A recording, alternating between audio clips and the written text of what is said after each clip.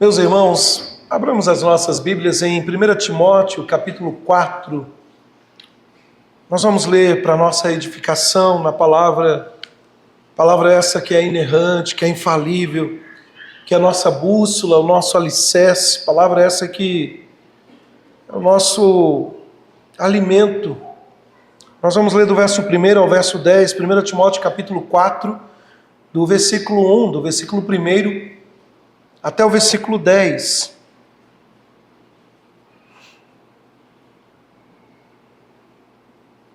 A palavra do Senhor nos diz assim: Ora, o Espírito afirma expressamente que, nos últimos tempos, alguns apostatarão da fé, por obedecerem a espíritos enganadores e a ensino de demônios, pela hipocrisia dos que falam mentiras e que têm cauterizado a própria consciência, que proíbem o casamento e exigem abstinência de alimentos que Deus criou para serem recebidos com ações de graças pelos fiéis e por quantos conhecem plenamente a verdade.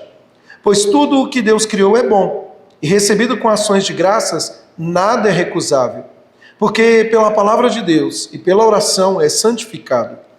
Expondo estas coisas aos irmãos, serás bom ministro de Cristo Jesus, alimentado com as palavras da fé e da boa doutrina que tens seguido, mas rejeita as fábulas profanas de velhas caducas, exercita-te pessoalmente na piedade, pois o exercício físico para pouco é proveitoso, mas a piedade para tudo é proveitosa, porque tem a promessa da vida que agora é e que há de ser.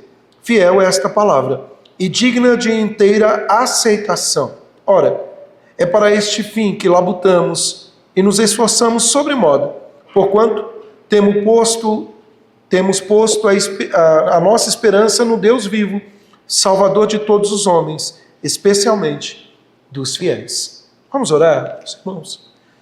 Esta é a tua palavra, Senhor, e este é o teu povo que anseia em ouvir a tua voz.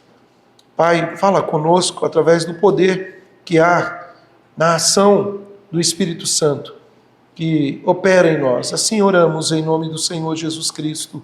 Amém e amém.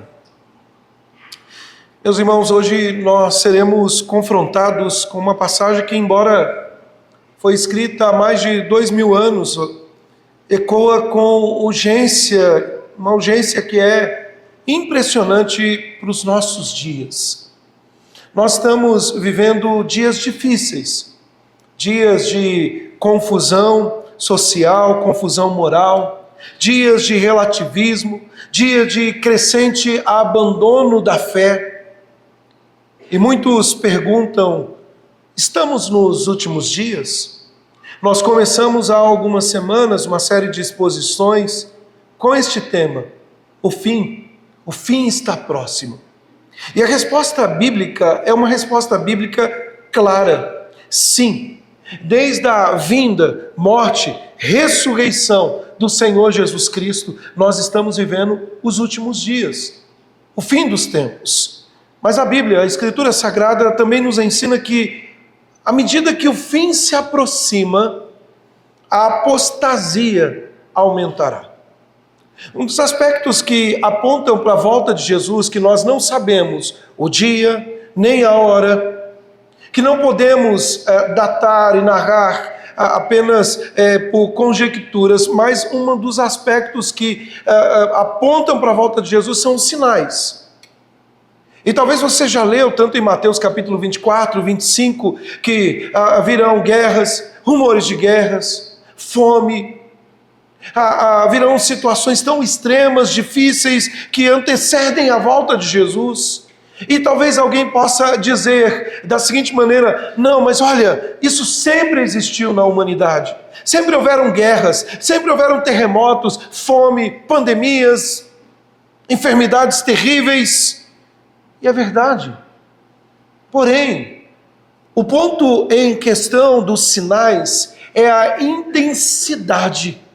Como uma mulher que está prestes a dar à luz, e os sinais são tão evidentes, que essa mulher pode dizer: olha, está chegando a hora de dar à luz. E quando nós falamos, meus irmãos, de apostasia, a apostasia também sempre existiu. Entretanto, nos últimos tempos, diz a palavra do Senhor, serão tempos difíceis, tempos em que muitos abandonarão a fé.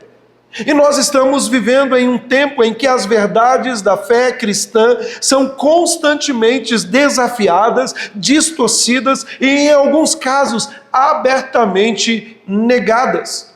Não é novidade, meus irmãos, que o próprio apóstolo Paulo, ele lidou com o problema da apostasia logo no início da igreja. Mas hoje, nós testemunhamos movimentos e pessoas que se desviam da fé, distorcendo a verdade de Deus de forma pública, de forma intencional. Sejam artistas na mídia que têm os seus seguidores, sejam músicos do meio chamado gospel, por exemplo, que têm feito declarações públicas que contrastam com a fé cristã que professam, mas parece que vai contrária. E, meus irmãos, eu tenho uma tese que tem se provado ser verdadeira. Há muitos que são influenciadores, músicos do ramo gospel ou do meio gospel, que quando abandonam a fé, parece que são pior que os descrentes. Parece que estão de fato a serviço de Satanás, para desfazer tudo aquilo que um dia, seja num palco, seja numa igreja, falsamente professaram porque não permaneceram na fé. Agora, é importante fazer uma distinção antes de nós entrarmos no nosso texto em questão. Nós precisamos fazer a diferenciação entre erro, ignorância e heresia. É preciso fazer essas distinções, porque alguém pode olhar e dizer tudo é apostasia. Entretanto, meus irmãos, há algo que é importante destacar. Primeiro, a ignorância. Muitas vezes as pessoas não detêm conhecimento suficiente da palavra de Deus e por isso praticam ou falam algo errado. Isso pode acontecer até mesmo com líderes. Me recordo, alguns anos atrás, de um pastor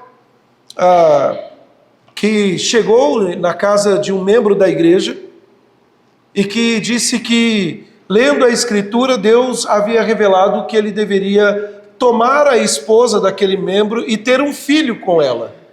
Isso passou no Fantástico. Cadê o Benjamin? Ah, o Benjamin desceu. Benjamin é fã do Fantástico, no finalzinho. E é interessante porque o repórter, questionando aquele pastor, ele disse, não, mas espera aí, o senhor esqueceu de colocar um acento aqui. Ele leu um texto no livro do profeta Oséias. Vai, toma uma mulher adúltera. Só que ele não leu da forma correta, ele leu, toma uma mulher e adultera com ela. E o resultado é que o marido consentiu, e ele teve um filho. Sabe, meus irmãos, ignorância de alguns líderes que tristemente estão ensinando de forma errônea. Qual que é a solução para a ignorância? Estudar a palavra de Deus. Não é uma classe única para um certo tipo ou um certo segmento, não, é para todos. Todos, principalmente para aqueles que são chamados de líderes. Segundo, o erro. Além da ignorância, o erro é um equívoco em alguma área específica da fé que não causa uma separação entre crentes e incrédulos. Podemos ter divergências entre cristãos, como forma de batismo, forma de governo. Nós podemos, entre irmãos nossos de outras denominações, ter diferenças, como os batistas, os assembleianos e outras situações, mas que ao final, ao crerem no fundamento que é Jesus Cristo e que a salvação é somente em Jesus, nós estaremos no céu. Ou seja, apesar do erro de menosprezar a Escritura e não se debruçar, e às vezes ficar apenas na experiência externa e não na Sagrada Escritura, nós podemos incorrer em erros. Mas desde que este erro não nos afaste da centralidade de Cristo, e somente Cristo. Mas em terceiro vem a heresia, e essa é preocupante. Porque a heresia, meus irmãos, basicamente é o abandono da doutrina cristã. É a distorção da verdade central do Evangelho, que é a salvação em Jesus Cristo. Quando grupos, quando seitas acrescentam ou tiram algo da obra suficiente de Cristo, e aí nós estabelecemos então uma linha que nós não podemos mais caminhar juntos. Apostasia é algo muito sério. No Novo Testamento há menções de falsos mestres, porque desde os primeiros anos da igreja, homens, mulheres se levantaram para distorcer o que era pregado pelos apóstolos. Nós vimos na quinta-feira que Paulo já havia alertado a igreja de Éfeso, e quando ele escreve a carta às igrejas da Ásia Menor e também de Gálatas, que compreendia a mesma região, ele estava ali falando dos judaizantes, que vinham com seus ensinos, dizendo, olha, vocês podem continuar na fé cristã, mas é Jesus e mais alguma coisa, é Jesus e a guarda de dias, é Jesus e dietas, é Jesus e as práticas do Antigo Testamento que se cumpriram em Jesus, mas eles queriam que se submetesse aos ritos. O ponto, meus irmãos, é que usar a Bíblia não significa necessariamente ser bíblico. Usar a Bíblia não significa necessariamente ser bíblico. Estava ministrando aula essa semana passada, e eu usei um exemplo dizendo, não faça da Bíblia uma caixinha de promessa. Talvez você já deve ter visto essa ilustração do jovem que pega a Bíblia e ele abre a Escritura e fala, ai Senhor, fala comigo, e ele põe o dedo, e aí cai o texto de Judas, e o texto diz assim, e foi Judas e se enforcou. Não, e ele fecha a Bíblia e fala, não Senhor, isso não é para mim, Senhor, eu preciso que o Senhor fale claramente comigo, e ele abre a Escritura, e ele põe o dedo, e o texto bíblico está escrito, e viu Deus que era muito bom.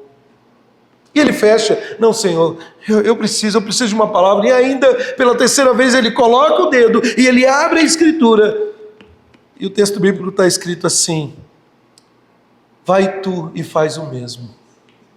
Palavras desconexas, está na Bíblia, mas isso não significa ser biblicamente correto. Sabe, meus irmãos, uma verdade difícil, talvez que a Escritura não nos permite ignorar, melhor dizendo, não talvez, a Escritura não nos permite ignorar, é a apostasia. A apostasia dos últimos dias. E Paulo, o grande apóstolo, sob a inspiração do Espírito Santo, nos adverte claramente, nos últimos tempos, alguns apostatarão da fé. Portanto, nós vamos mergulhar nessa passagem, extraindo 3 pontos cruciais para a nossa compreensão e uma aplicação para levarmos para a nossa casa. Em primeiro lugar, meus irmãos, qual é a natureza da apostasia nos últimos tempos?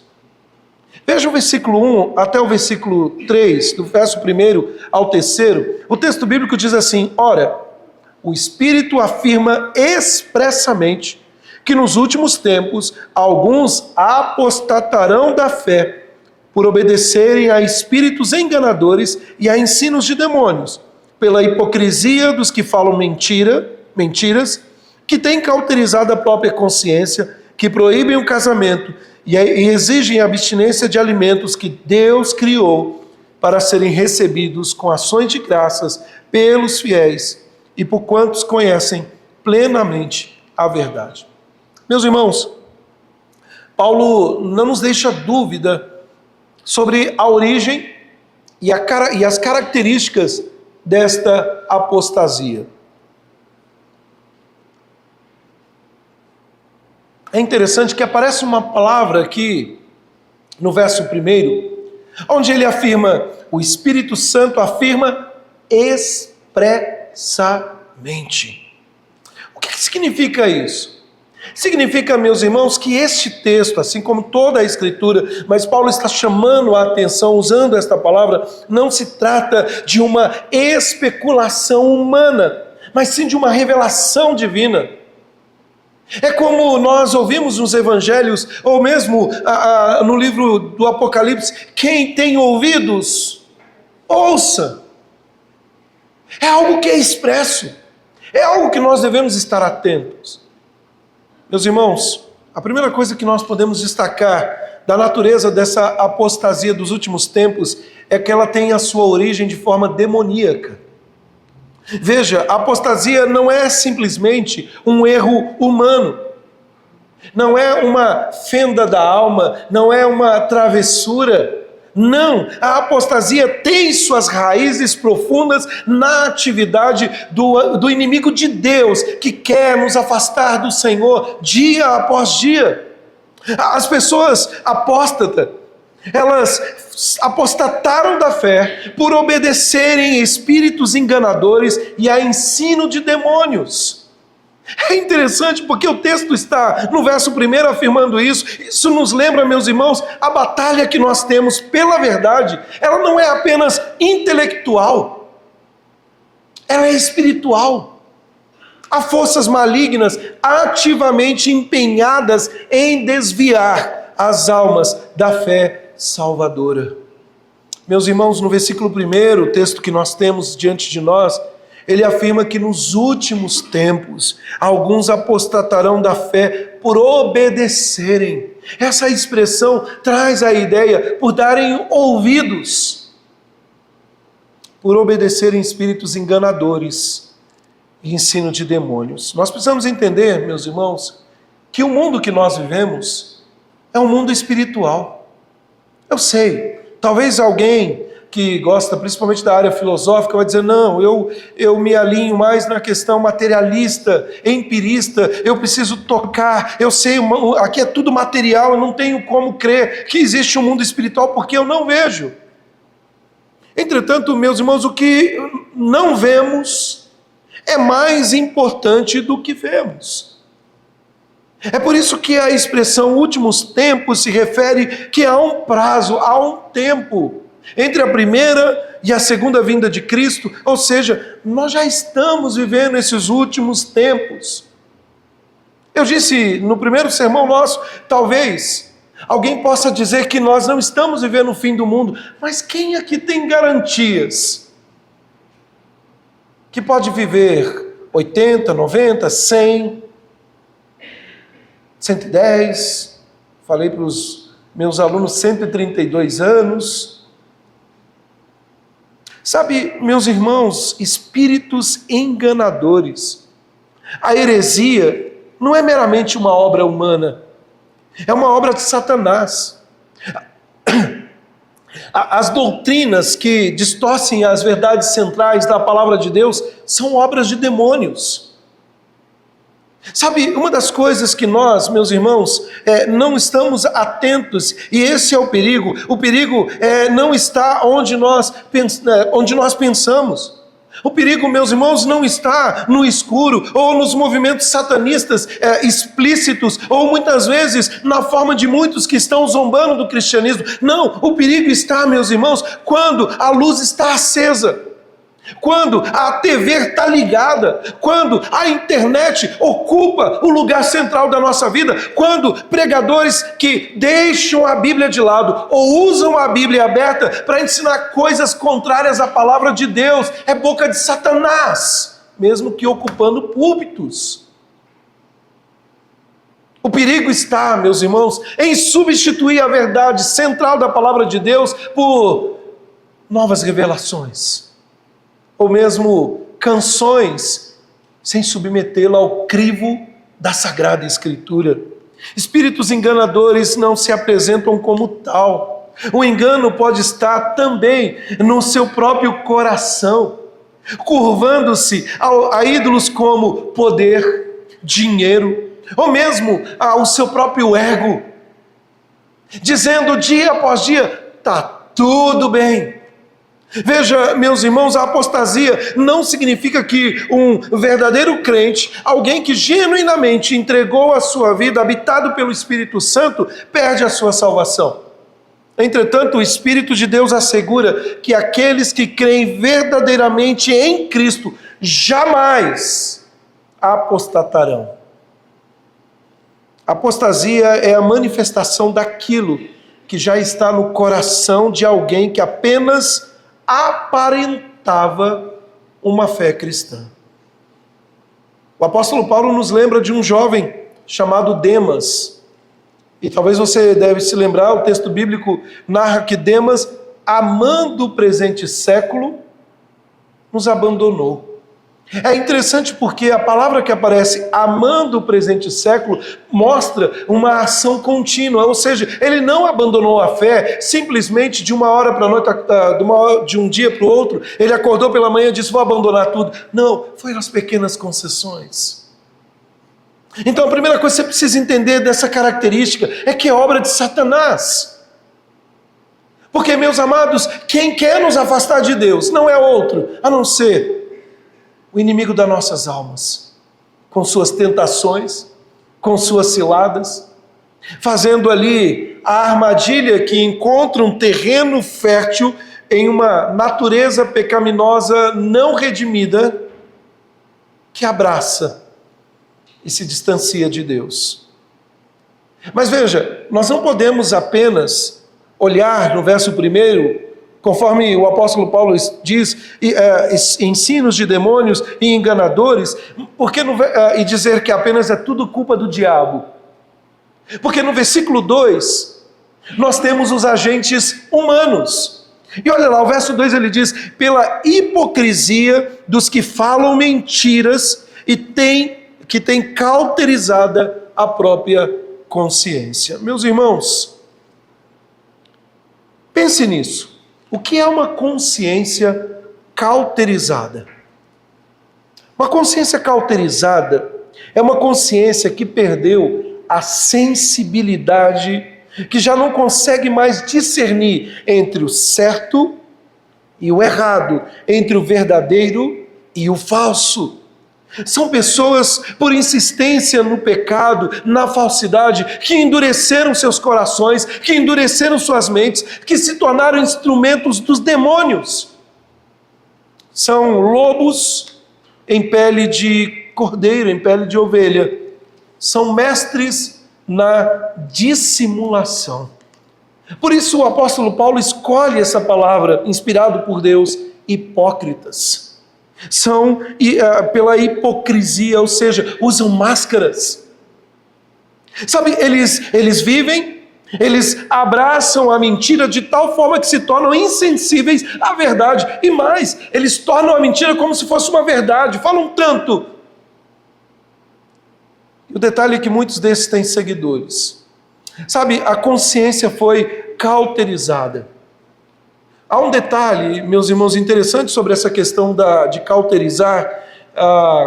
Algumas queimaduras mais profundas têm a tendência de fazer que você perca a sensibilidade daquela região. Sabe, a ideia aqui, meus irmãos, é como uma pele que foi queimada e que perde a sua sensibilidade. Eles ouvem a verdade, mas não se convencem, porque eles estão convencidos pela própria mentira. Eles preferem dizer, eu não sou tão ruim assim, eu não preciso de um salvador. Ou pior, ensinam outros que esse negócio de Jesus e a salvação é balela.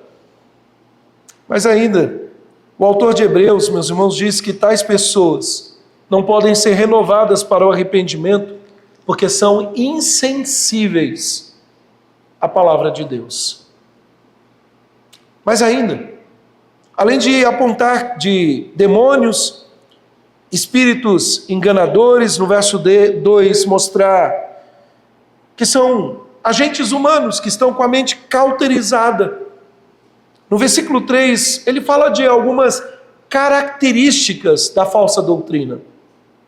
E olha que interessante, que proíbem o casamento e exigem abstinência de alimentos que Deus criou para serem recebidos com ações de graças pelos fiéis e por quantos conhecem plenamente a verdade. Paulo, meus irmãos, está nos dando aqui exemplos concretos.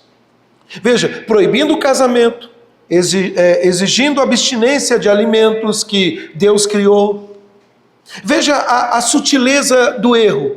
Essas proibições, à primeira vista, podem ter aparência de piedade.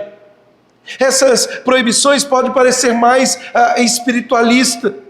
Pode até mesmo ser olhar alguém que é ascético, ou seja, alguém que é retirado, alguém que vive enclausurado como alguém mais santo, prometendo uma espiritualidade mais elevada. No entanto, meus irmãos, essas questões contradizem a bondade da criação de Deus.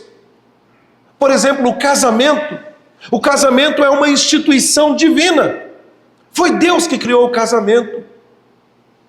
O alimento são dons de Deus. Rejeitar o que Deus declarou bom e criou para o nosso bem, e não receber com ações de graças, ou fazer isso por gratidão, é uma negação da verdade da criação, é uma imposição de fardos desnecessários sobre a consciência dos crentes.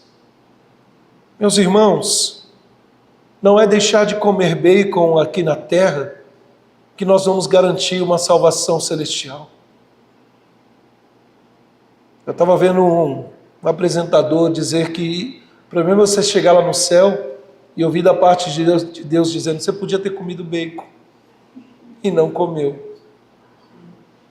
Essas doutrinas, meus irmãos, na verdade, elas não são novas.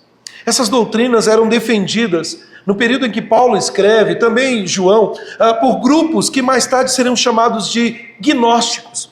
Os gnósticos, e também os judaizantes que Paulo combateu, mas os gnósticos, eles defendiam que o mundo material era mau. E por isso, o verdadeiro crente, vamos dizer assim, ele deveria se afastar dos prazeres físicos, como o casamento, como certos alimentos. Os gnósticos distorciam a doutrina da criação, levando-se contra aquilo que Deus criou. E um detalhe: quando Deus criou todas as coisas, o texto bíblico de Gênesis diz: e viu Deus que era bom. Mas quando nós temos uma partícula negativa no início, antes do pecado, Deus disse a Adão: não é bom que o homem viva só. Eu vou fazer para ele uma mulher que dê palpite, ou uma auxiliadora que esteja ao lado.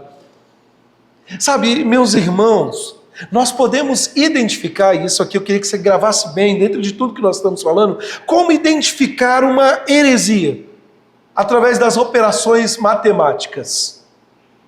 Como identificar uma seita, porque às vezes parece tão bem articulada. As 4 operações da matemática nos ajudam.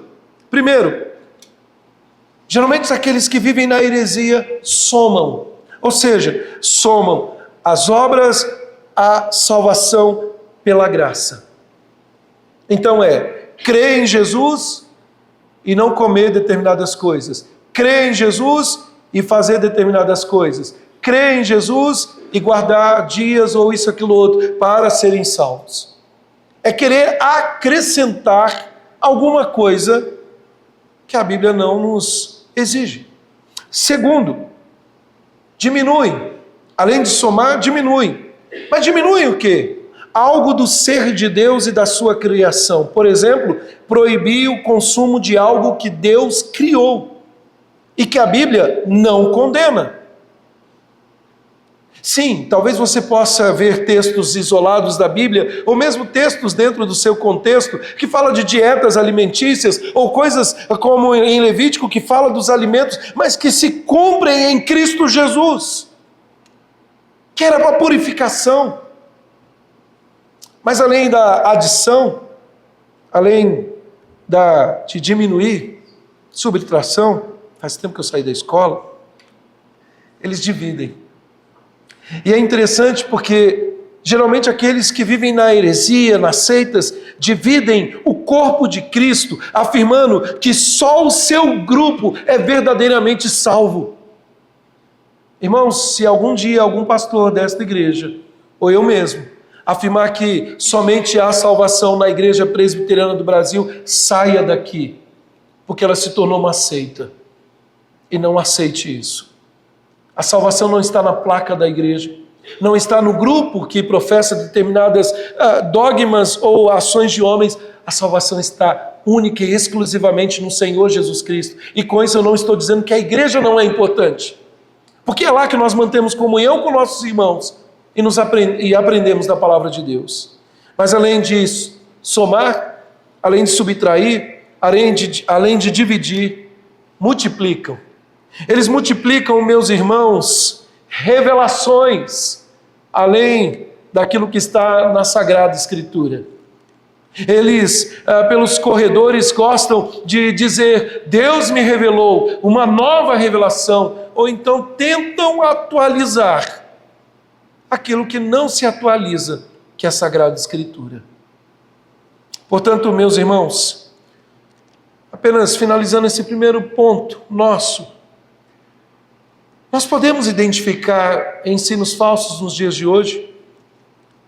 Você consegue, de forma rápida, ao ser confrontado pelo falso ensino, identificar o certo e o errado?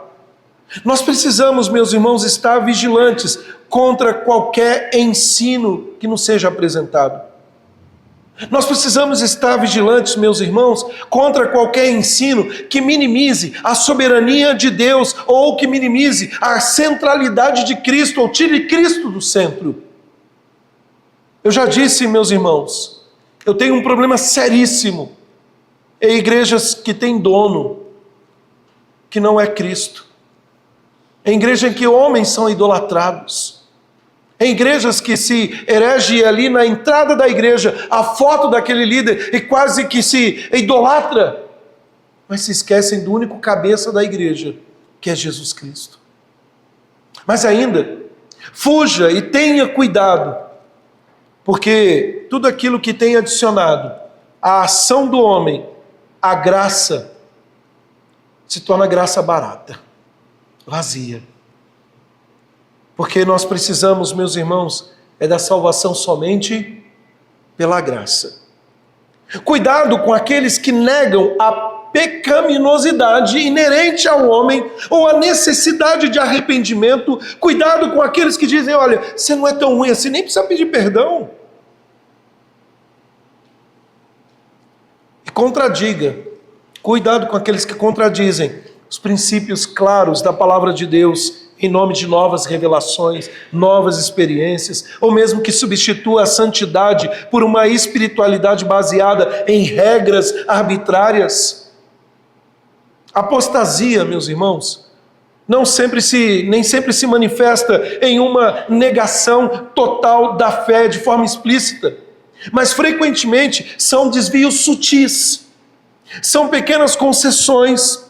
São momentos que começamos a deixar de lado a Escritura, começamos a deixar de lado uma vida de oração, a comunhão com nossos irmãos, e trocamos isso por outras coisas.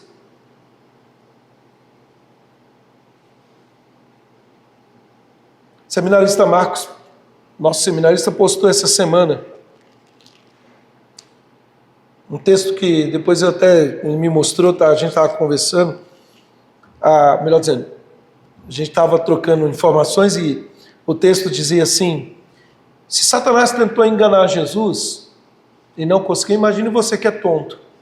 Essa era a frase que estava escrita. Irmãos, a gente não pode ficar brincando de ser crente. Nós não podemos brincar com aquilo que é santo. Veja, olhando para tudo isso, talvez alguém possa dizer: mas qual é a solução? É apenas apontar o erro? É apenas identificar as falhas? Paulo não para aqui. E os versos 4 a 8 mostram, meus irmãos, o que podemos chamar do antídoto para a apostasia. E qual é o antídoto para a apostasia? É a boa doutrina e a piedade. Olha o verso 4 a 8. Pois tudo que Deus criou é bom, e recebido com ações de graças, nada é recusável. porque pela palavra de Deus e pela oração é santificado. Expondo estas coisas aos irmãos, serás bom ministro de Cristo Jesus, alimentado com as palavras da verdade e da boa doutrina que tens seguido. Mas rejeita as fábulas profanas, de velhas caducas. Exercita-te pessoalmente na piedade, pois o exercício físico para pouco é proveitoso, mas a piedade para tudo é proveitosa, porque tem a promessa da vida que agora é e que há de ser. Meus irmãos, é interessante porque diante desse quadro tão sombrio, Paulo, que está escrevendo essa carta ao seu filho da fé, Timóteo, pastor em Éfeso, Paulo, ele apresenta a Timóteo e a nós que há esperança. Ele não nos deixa sem esperança. Ele aponta o caminho da preservação. E a resposta do apóstolo Paulo é simples. A resposta do apóstolo Paulo é a Bíblia. E ele remete a isso as primeiras páginas da Escritura, desde Gênesis, capítulo 1, que diz que Deus criou todas as coisas, trazendo à existência todas as coisas, e portanto nós devemos receber tudo o que Deus criou com ações de graça. Meus amados irmãos, quantas e quantas pessoas têm se privado de momentos com a sua família, talvez uma viagem, talvez um passeio numa praça, talvez sentar numa calçada e tomar um sorvete com os filhos, talvez outras situações. Quantas e quantas pessoas estão se privando disso, achando que não posso porque não é espiritual, e começam a compartimentar, viver numa dualidade, vida espiritual, igreja, estar com meus irmãos no domingo, fora disso é secular, tudo é para o Senhor. O apóstolo Paulo vai nos dizer em 1 Coríntios, portanto, quer comais, quer bebais, ou façais outra coisa qualquer, fazei tudo para a glória de Deus.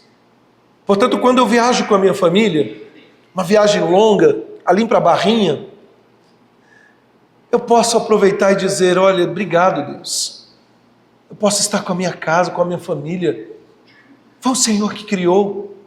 Agora, meus irmãos, o grande ponto é como ou o que nós estamos fazendo da boa criação de Deus. Porque nós vivemos, meus irmãos, na cultura, em meio a uma cultura mergulhada que podemos chamar a cultura do lixo. Uma cultura que às vezes é dita, e eu tenho combatido isso, uma cultura dita evangélica, como mais santa. Olha, não compra naquela loja, compra naquela loja, porque aquela loja, aquela roupa é melhor.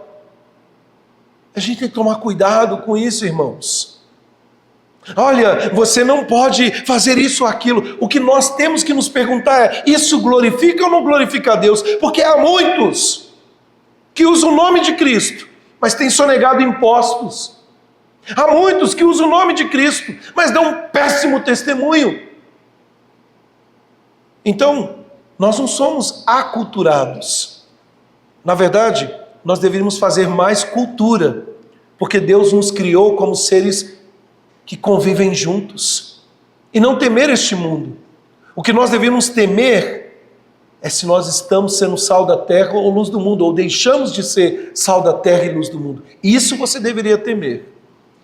Porque se o mundo já não olha para você de forma diferente, alguma coisa está errada. Sabe, meus irmãos, é interessante porque o apóstolo Paulo, no versículo 4, versículo 5, ele aponta para a bondade de Deus na criação. Paulo faz um contraste entre a falsidade daqueles apóstatas com a verdade gloriosa de toda criatura de Deus, dizendo que é boa, que nada deve ser rejeitado, e se for recebido com ações de graças, pela palavra de Deus e pela oração, ele diz, é santificado. Isso é um lembrete fundamental na teologia reformada, porque, meus irmãos, a bondade de Deus é expressa em toda a criação. Foi o salmista no Salmo 19 que diz, os céus proclamam a glória de Deus.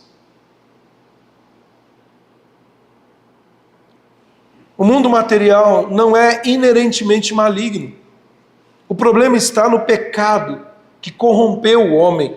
Rejeitar a criação é, em última instância, em última análise, um ataque ao próprio Criador.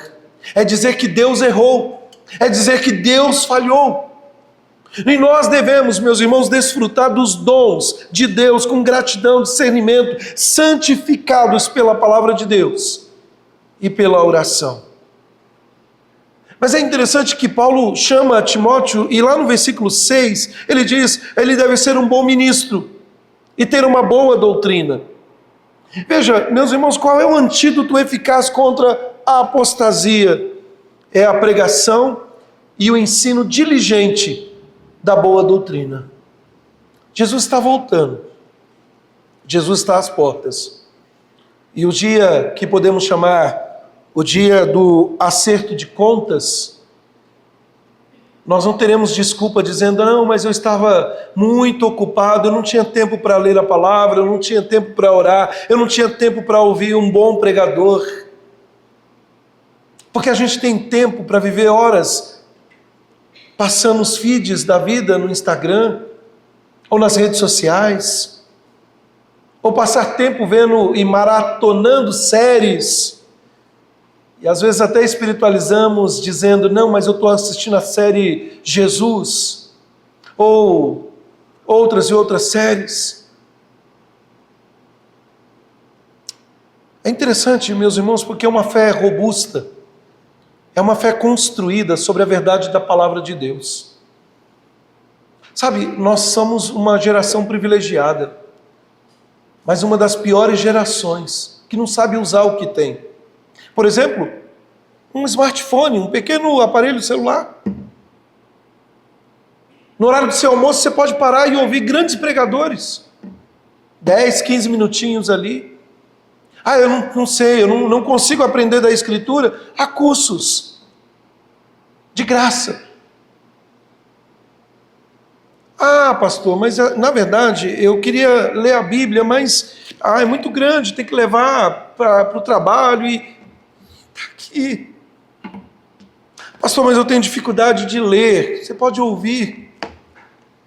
Nós poderíamos falar de muitas e muitas situações. Meus irmãos, é interessante porque quando o apóstolo Paulo usa a expressão ministro, ele não está se referindo aos ministros como pastores, como líderes na igreja. Ele está falando de um crente maduro. Olha para mim, você é um crente maduro?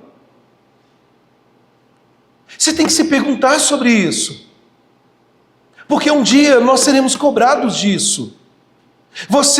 Mas como que você julga ser um crente maduro? O crente maduro não é o que consegue dizer 5, 6 versículos e tá bom. O crente maduro é aquele que é alimentado com a fé, com a boa doutrina, não com inovações.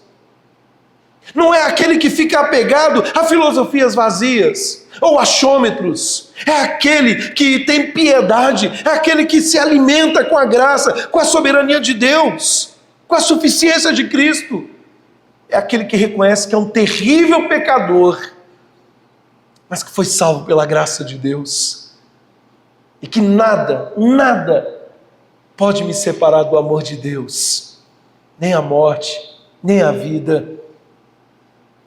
E aí, Paulo, ele usa a expressão no versículo 7 e 8, dizendo, evita fábulas, exercitando a piedade. Paulo está instruindo a Timóteo, e ele diz, evita as fábulas profanas de velhas. Sabe, meus irmãos, é interessante essa expressão, porque o que ele está afirmando com isso? Velhas caducas. Será que eu não posso ficar conversando com as velhas caducas, né? Ou tentar achar que era um grupo de pessoas? Na verdade, meus irmãos, o que ele está querendo mostrar com essas palavras são narrativas sem fundamento, especulações vazias que desviam a atenção da verdade central do Evangelho. Quer ver um exemplo? Nós gostamos, meus irmãos, parece que está na natureza humana, querer discutir nas redes sociais ou até mesmo pessoalmente alguns aspectos da fé cristã, mas que muitas vezes não levam a nada. E ao invés de pregar o Evangelho, estamos gastando a nossa vida como defensores da fé que não somos. Porque essa fé não está atingindo a nós, não está mudando a nós. Como eu disse, é fácil achar o erro, é fácil ver alguns que estão desviando da fé, mas você tem se exercitado na piedade para caminhar com esses? Veja que o texto, meus irmãos, ele diz: exercita-te, porém, na piedade. O foco está aqui. Não adianta nada eu dizer de seitas, heresias, ou aquela religião, ou aquele pastor, ou aquele irmão, como apenas alguém que aponta o erro, mas não tem a misericórdia de dobrar os joelhos e orar. Não tem a misericórdia de sentar ao lado do meu irmão e dizer: meu irmão, eu sei que você está errado, mas eu quero caminhar com você, eu quero discipular você. Piedade, meus irmãos, não é uma religiosidade superficial. Piedade é uma devoção profunda a Deus, que permeia todos os aspectos da vida do crente. Lá em Hebreus, chega ao ponto de dizer que o leito deve ser sem mácula, ou seja, na minha relação mais íntima com a minha esposa, eu estou exercitando também a minha piedade, sem trazer coisas de elementos de fora. É a reverência ao amor de Deus, a obediência, a santidade, o serviço. E Paulo faz um contraste poderoso. Cuidado, vem um alerta. Porque ele diz: porque o exercício físico para pouco é proveitoso, mas a piedade para tudo é proveitosa, visto que tem a promessa da vida presente e da futura. Já vi gente pegar esse texto, e aí vem o cuidado, e dizer: eu não devo ficar fazendo exercício físico, eu não devo ir para uma academia, eu não devo fazer uma caminhada, eu não devo tomar cuidado com aquilo, com alimentos ou isso, aquilo outro, porque na verdade o exercício físico não é proveitoso. Essa carne vai morrer mesmo. Cuidado, você pode estar sendo gnóstico. Essa carne, esse corpo é uma bênção de Deus. Ou não é? Mas o ponto, meus irmãos, é que Paulo está dizendo: cuidado para você não ficar olhando apenas para o seu corpo, esquecendo da sua alma.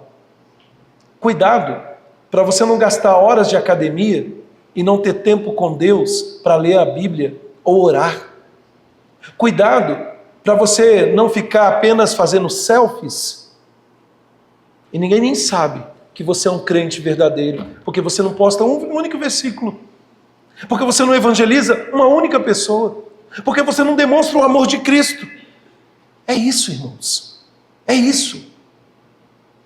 E eu, sem acrescentar ao texto sagrado, eu poderia até dizer: devias cuidar do teu corpo, sem deixar de cuidar da tua alma.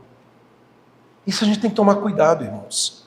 A disciplina espiritual, ela vem do estudo da palavra de Deus, ela vem da oração, ela vem do ajuntamento, da comunhão dos santos. São exercícios de piedade que fortalecem, que protegem contra o engano. Eles têm valor eterno. Então, meus irmãos, nós estamos vivendo a era da informação desenfreada, das novidades espirituais. Mas a pergunta que nós devemos nos fazer é: nós estamos buscando o nosso alimento espiritual? Do que nós estamos nos alimentando? Nós estamos nos aprofundando na palavra de Deus e na boa doutrina? Ou nós estamos sendo seduzidos por fábulas e por ensinos superficiais? Faz quanto tempo que eu não consigo vir a um estudo bíblico durante a semana para aprender mais da palavra de Deus? Porque eu quero ficar na série, ou eu quero ficar na internet, ou eu quero dormir, porque afinal de contas eu trabalhei. Mas tome cuidado, porque são pequenas inserções, ou pequenas ações quando nós vamos dizer: mas eu tenho direitos. Afinal de contas eu trabalhei, e a minha alma vai se esfriando. Faz quanto tempo que você não vem a uma escola dominical para ouvir de homens, mulheres que se dedicaram ao longo da semana para ensinar, seja da mais tenra idade até o mais experiente? Que privilégio, irmãos! Que privilégio ter uma igreja bíblica! Mas nós menosprezamos. Nós às vezes precisamos, meus irmãos, de um show, de um cantor famoso para lotar, mas que é muito vazio. Cantores que muitas vezes estão ganhando rios de dinheiro, e eu não estou aqui dizendo que ele não é merecedor, o trabalhador é digno do seu salário, mas muitas vezes não tem um compromisso com Deus. Será, meus irmãos, que nós estamos focados apenas ao que é material? Ou apenas o que é temporário? Porque essa casca, ou esse corpo, presente de Deus, que um dia vai ser transformada, ela vai virar pó se Jesus não voltar nessa era, quando eu morrer. Mas a Bíblia nos diz, a alma volta para Deus que o deu. E acrescentando aquilo que Hebreus diz, só há dois caminhos. Porque depois disso vem o juízo final, vem o juízo. Ou é céu, ou é inferno. Em último lugar, meus irmãos, o apóstolo Paulo fala de uma esperança inabalável. A esperança inabalável em Deus. Versículo 9 e versículo 10, Paulo diz assim, fiel é esta palavra e digna de inteira aceitação. Ora, para esse fim é que trabalhamos, é que labutamos e nos esforçamos sobremodo, porquanto temos posto a nossa esperança no Deus, não Deus morto, no Deus vivo, Salvador de todos os homens, especialmente dos fiéis. Paulo, meus irmãos, nos dá uma palavra de encorajamento, uma palavra que é âncora para a nossa alma. Primeiro ele fala da confiança na palavra de Deus. Ele diz, fiel é esta palavra e digna de toda aceitação. Que palavra é essa que ele está dizendo? O que ele está afirmando aqui? A palavra, meus irmãos, de que ele se refere, de que ele está afirmando, é a piedade. Apesar de ser envolvido toda a Escritura, o que ele está querendo dizer é, a piedade é proveitosa. Sabe, essa piedade vem acompanhada com a promessa de vida presente e futura. Se você voltar no versículo anterior, ele diz, porque tem a promessa da vida que agora é e que há de ser. Ou seja, o que ele está dizendo, fiel a esta palavra, é que ela não vai falhar. Quando Jesus voltar, você não vai ser enganado, porque você viveu em piedade. Em meio, meus irmãos, aos apóstatas, em meio à apostasia, em meio aos enganos, em meio, meus irmãos, a tanta mentira, a tanto engano, nós podemos viver e descansar na palavra do Deus vivo. Eu não sei o que você tem feito com aquilo que as pessoas têm falado sobre você. Você deveria se preocupar com aquilo que a Bíblia está falando a seu respeito. Porque o que as pessoas falam sobre você, elas não têm condição de conhecer o seu interior, mas Deus conhece. E não há máscaras diante dele. Jesus também, o apóstolo Paulo também fala, e Jesus está presente com certeza, do trabalho e da luta com esperança. Versículo 10, ele diz, pois para isso labutamos, pois para isso trabalhamos e lutamos, porque temos posto a nossa esperança no Deus vivo e Salvador de todos os homens. E eu poderia dizer, inclusive, a mim, que me salvou. É por causa, meus irmãos, dessa esperança firme no Deus vivo, que nós perseveramos e trabalhamos e lutamos essa luta espiritual. É por causa do Deus vivo que nós acreditamos que a obra do Senhor não é em vão. Nós não trabalhamos por mérito, nós não trabalhamos por ganhos, por salários, por prêmios. Nós trabalhamos por gratidão, porque é digno. Meus irmãos, uma das questões que tem envolvido o ministério pastoral de muitos servos do Senhor é a tristeza de muitas vezes não ver o trabalho andar pelos rincões deste país, de pregar, de se afadigar.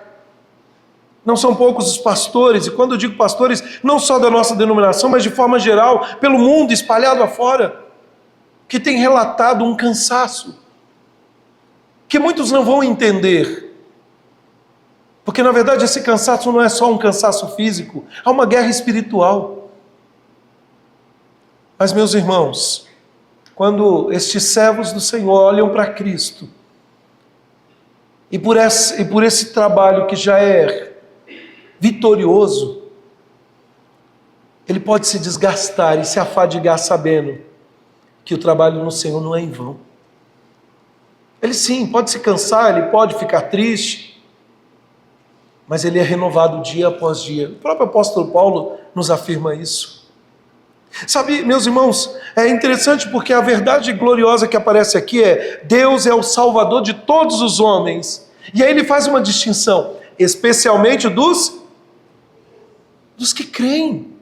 Isso não significa, e não é universalismo, não significa que todos serão salvos no último dia. Se fosse assim, por que nós estamos aqui? Vamos aproveitar a vida. Não é isso. Todos os homens que se refere aqui no texto, se refere, meus irmãos, à providência e à preservação comum da humanidade. Hoje pela manhã, entre aspas, humano da pior espécie, alguém que já assassinou, alguém que tem feito coisas tão terríveis, o sol nasceu para ele também. Ele se alimentou. Ele está aí.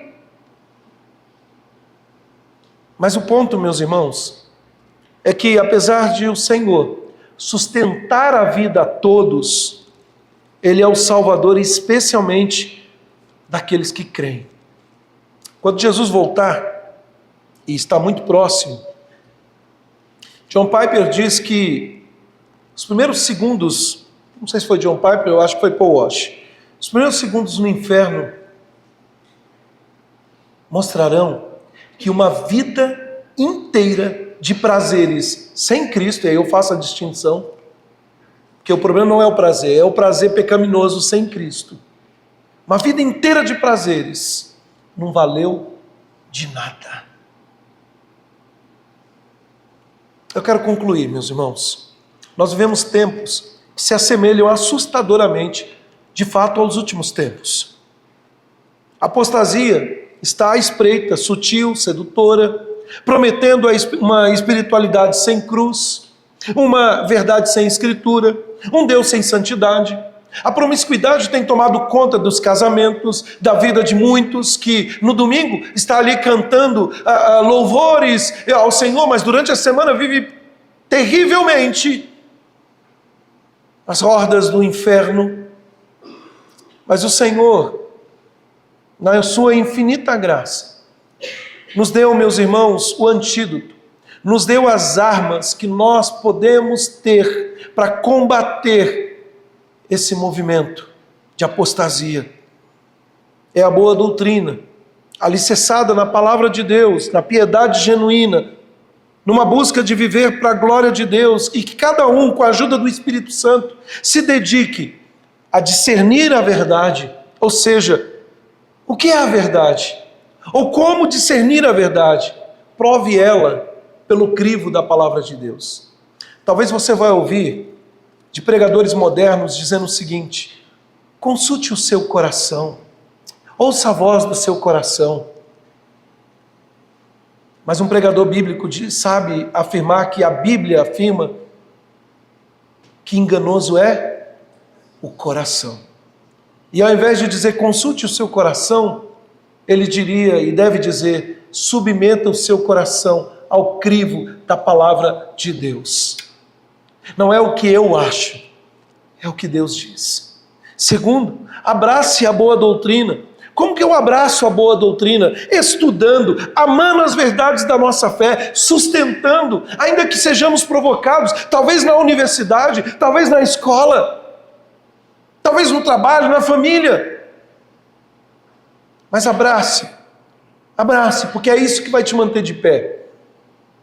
Irmãos, eu tenho expressado a minha preocupação, e não é de hoje, eu já tenho falado isso muitas vezes, me permita repetir mais uma vez. Se nós tivéssemos todo o empenho que às vezes muitos têm dedicado a defender partidos políticos ou personalidades, E aqui eu não estou dizendo que nós somos apolíticos, mas se nós tivermos o mesmo empenho que defendemos times de futebol ou que defendemos outras causas, se nós tivéssemos o mesmo empenho com a obra, com a doutrina, eu garanto que seria muito diferente.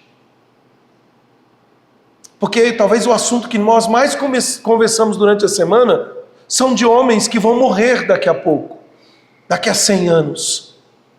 Inclusive nós. E a questão é como nós estamos. Exercita-te a piedade. Ou seja, busque uma vida de devoção, uma vida de oração, uma vida de obediência, uma vida de quietude.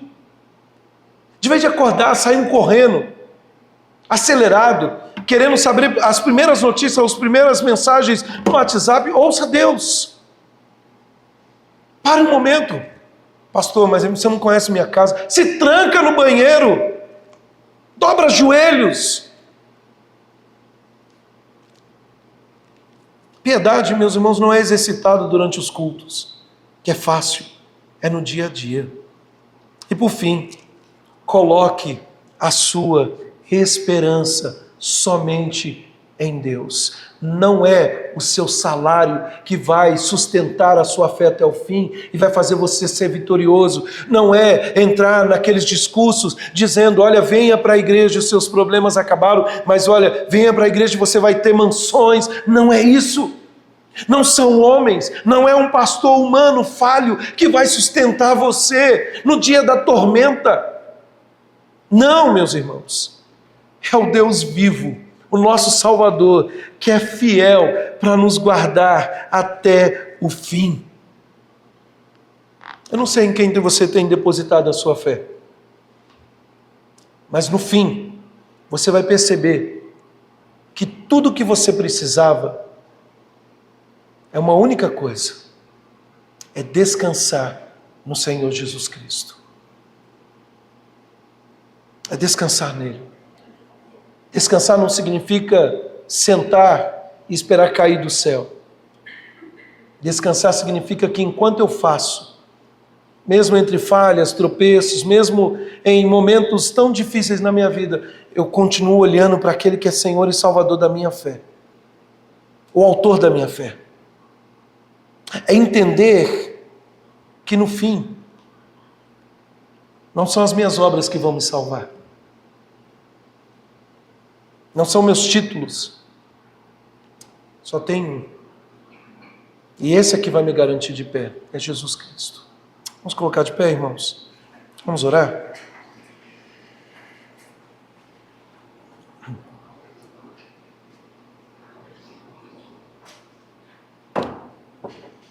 Senhor Deus, muito obrigado, Pai, por esta noite, pelo culto que prestamos a Ti. Que privilégio, Senhor, que honra poder estar diante daquele que está rodeado de milhares e milhares de anjos, que recebe a adoração incessante de serafins declarando santo, santo, santo é o Senhor. Assim como Isaías, que teve aquela visão de ver que a glória do Senhor enche a terra. Meu Senhor, que honra estar diante de Ti e não ser fulminado.